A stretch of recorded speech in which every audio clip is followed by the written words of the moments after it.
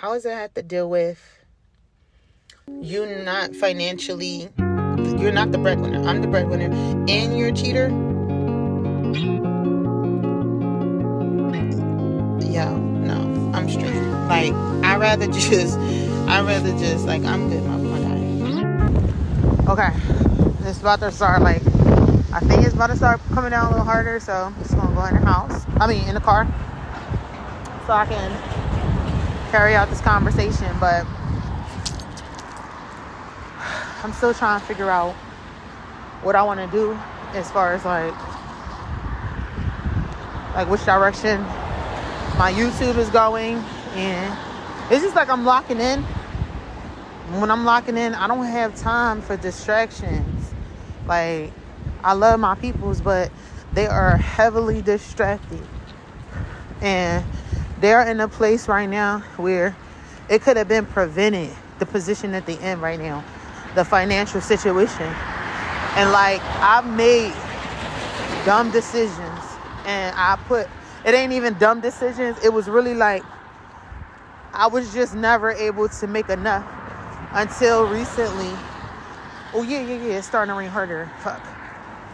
I was just recently put in a position where I'm not worried about it too much, and I can really still find a way to like level up from where I'm at. But it's like, and I always look at it like that. I feel like I was slowed down when I got friends, even though I wanted to socialize more, and I wanted friends, and I wanted to know what it was like to have friends. Now I'm kind of having to distance myself because I've locked in, and I don't want to come out of that mentality. And they are in a position where now it could have been prevented. Like, they could have, you know what I'm saying, did better, made better choices, and they wouldn't be in the financial situation they're in right now. So it makes me really pay attention to like the position I'm in, and how can I utilize and leverage my position that I'm in right now, like I usually do. That's how I got to where I am. But I don't want to lose that. So that's where I'm at right now in terms of my mentality and where my head is at. It's not that it's their fault, but they trigger me to go into party mode, and I'm gonna just do what I gotta do to stay out of that mode, which is, it could be creating a boundary and enforcing that boundary, and they might not get it, because if I say to them, you in this place because you actually was being irresponsible and you let certain things happen, then I think they would already know that.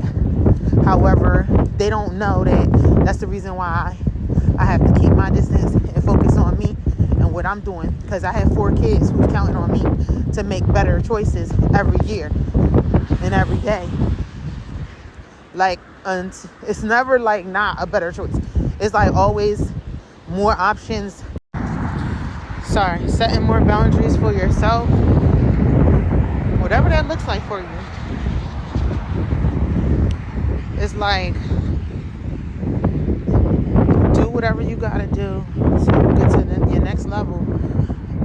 Because typically when you go to your next level, another principle that I really noticed too is you have to shed the old to get like the new.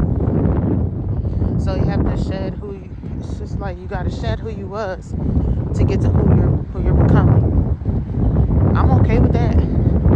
But I it's just like, it's harder now because the type of friendships that I've developed, very much codependent to a certain degree.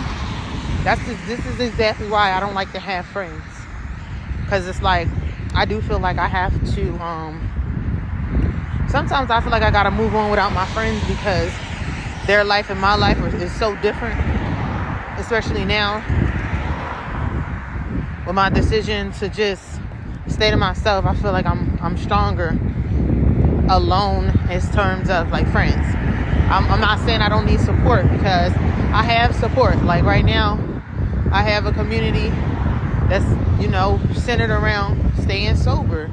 I have a group that I'm supposed to be going to tomorrow, where they help me with anger management. It's just about self-improvement for me, because I don't really need friends to sit around and be the same. I don't need comfort and support to keep me where I'm at. And I feel like that's what grown-up friends do. Like, as grown-ups, we like to just get together and do, like, and unless we choose to be productive during the quality time that we spend together. Wait, man, I just heard a dog bark. And I don't play that. But he's in front of me. Lord. That would be the last thing I need. It's not that I'm scared of dogs. It's just like people be letting their dogs get out sometimes. And dogs bite. So it's not that I'm scared of them. It's I'm frustrated with the owner. I'm frustrated that even like happens sometimes. It's really unavoidable. It doesn't matter where you live. But I'm from Philly, and dogs are typically raised to be violent. So it looks like it's going to rain real bad. So I'm just going to do my walk and do me. But I did want to just do a long form videos and just talk about how there's principles you got to live. Back in the car, and it is nasty outside, but I am not mad at it. It's okay. I made it out of the rain, and I could honestly say I took my walk. Maybe it's not as long as I'm used to it being. But that's okay. I got my walk. I'm outside. I'm getting some air. Being a mom of 4, a single mom of 4, it's like, you know, you do the best you can and you keep it moving when it comes to spending time on your own. I like being alone, but sometimes it gets lonely. So I wanted to tell a little bit about my backstory, because this is just while we're here. We're just here. My backstory is more so that my children's father, so I have 2 baby daddies, and my first baby daddy, he's a military, he's a veteran, but had a lot of things and issues going on with him, so he ended up landing himself in jail, and it's okay. I'm not worried about it, but sometimes I think about my son and how he would probably have preferred to have a better relationship with his dad.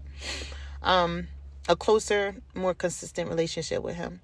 I believe that, like, in life, and like, let me just tell you about my daughter's dad, or my little one's dad, because the last 3 is from the same father. We were together for like 11 years, on and off. I want to say, like, we were together for like 7 years straight, and then it was like the last few years had been kind of off.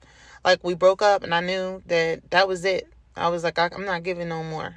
You know, that's why I say I walk this. Like, I don't just say, you know, oh, you got to set boundaries. No, I know how hard it is to set boundaries, because I set them and I enforce them and I'm consistent with them. And I wouldn't tell you, like, to do something that I'm not already capable of doing. I haven't already done and are already in the process of doing. And if I'm in the process of it, I'm going to be honest with you about how it is and what the experience is like. So we was together for that long, and it's just like things still didn't work out, because sometimes you evolve, and he still tries. Like, he wants it, he still wants it, but I'm not interested. I'm interested in, and I'm not even thinking about a guy, to be honest. Like, I don't have time. I'm focused on my children and myself, and especially God, putting God first in everything that I do. And this is the healthiest that I've ever been, because I have my peace, and I have relationship with those who I mess with, who mess with me, and I'm just grateful for that. But it does hurt me.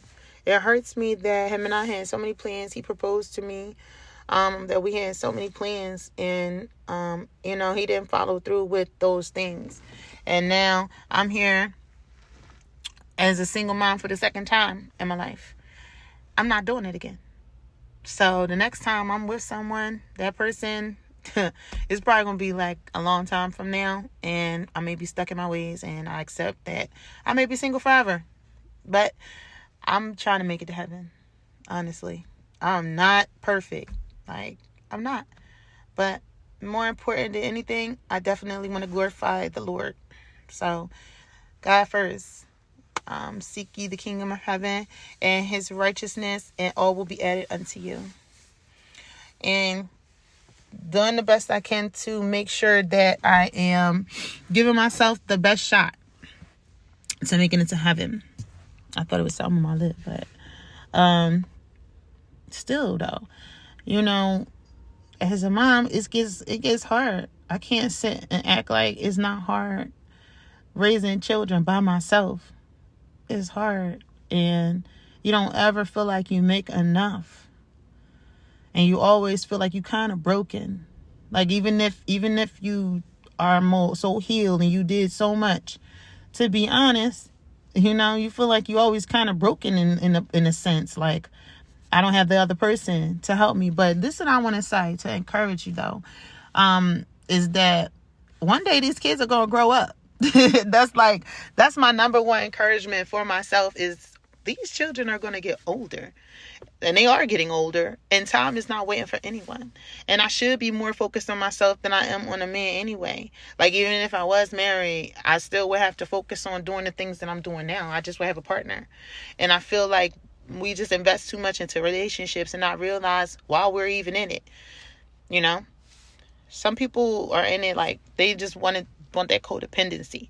I never was a codependent person. I've always been very independent, self-reliant, self-resilient, self-sufficient. That's me. It's probably you. And if you focus on that God, then you just have to refocus yourself and you have to refocus yourself. So when my son is 15, he'll be 16, and I'm just like, dang, that was so fast. I want to make sure that the next 15 years I'm actually applying myself and being just as creative and productive and progressive in my life. Sometimes men set us back and hold us back. Like, I got a story time. If you made it this far, hit it like. All right, I was waiting for you. I hope you did it. So I'm gonna give you the story time real quick. So I had a friend, and my friend was married, and they're married, and her husband is a felon who owes the IRS. I'm sorry, child support. In the thousands. We're talking like 20,000, 30,000, right? I'm not gonna say no names because I'm not gonna put nothing out there. But it's a couple, right? Two people. They're married. This is not to bash them. This is just a cautionary tale from myself that I hope I can extend a lesson to you. It's not about the people involved at all, because these are great people. They are very supportive and blah, blah, blah. Like, they are awesome. That is not the point. The point here is him and her are not equally yoked. They're unequally yoked. And I'm trying to get you to understand that and she's a college graduate, master's degree, career driven, all of those things, but very worn down to a certain degree, and you can just see it in her eyes. Like, she's worn down, she's tired, she's just trying her best to stay afloat with him, because she's kind of carrying him. And my thing is this: they have love, they have everything you need, more like everything you need to have a beautiful marriage. But when the person is stagnant in a certain way, because he's also kind of not as spiritual as she is. He's more logical, but he knows about the spiritual, but he kind of denies it. So he has this rebellious thing that he does, and it's taken him so long to just give in and surrender. And she's already surrendered, and it's kind of like an unequal yoke thing going on. And for me, this is, like I said, not to bash anyone. This is for us to embrace this cautionary tale that when you're unequally yoked and you're with someone, and then you tie yourself to that person, whether it be soul ties or in marriage, which is also a soul tie, but sex is a soul tie. Children, come out of that, and you're tied to that person. When we're not equally yoked, then the person pulls you back. So no matter how far you want to go, you can't leave that person, and you're only going to be as weak as your weakest link, or as strong as your weakest link. I think that's how it goes.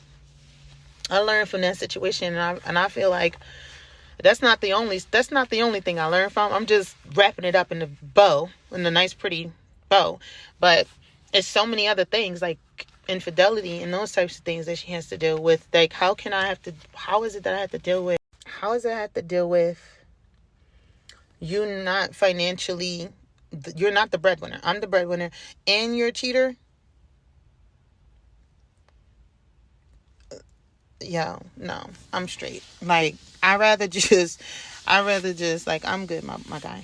I'd rather just, like, I'd rather not even have sex. Like, I'm good. I mean that. I mean that so much. Like, it's not that serious. But anyway, not my problem. Just saying. Like, we have to look around and learn. We have to learn. Look, for me, that's just me. I mean, if you're watching me and you made it to this point, then it's probably you too. You probably can agree. Like, we probably on the same vibration and the same vibe. Like, yes, I would rather do it on my own and figure out the support system that I need at the time. And you realize too, some people come, excuse me, y'all. People are in your life for a reason and a season. Like, my grandma used to say that. My mom used to say that. People around me still say that. Like, this is a saying that they'll never die.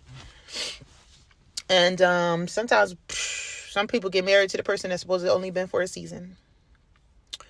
I don't know if that's their situation. I'm just saying, like, because I'm not married, and I'm not saying that I wouldn't get married. So, because somebody will probably try to go back on this video. Oh, you said da. Nope, I never said I didn't want to get married. So don't hear what I'm not saying. Right? I'm just saying that marriage is so sacred that you should be equally yoked. Mind, body, soul. But yeah, I don't know. I just wanted to come and vent and talk about that and ask you guys, since you made it this far, I hope that you subscribed. I hope that you left your comments and said whatever was really on your mind. Don't hold back. Say what you got to say. Tell me more about what you want me to make videos of. I'm not exactly sure. I'm still new to YouTube and still trying to figure out things and who my audience is and what my audience wants. I do assume that, like, my audience are women. A lot of them probably have children, but let me know what you want to hear, what you want to see coming from me. Keep it classy and respectful in the comments, and I appreciate you.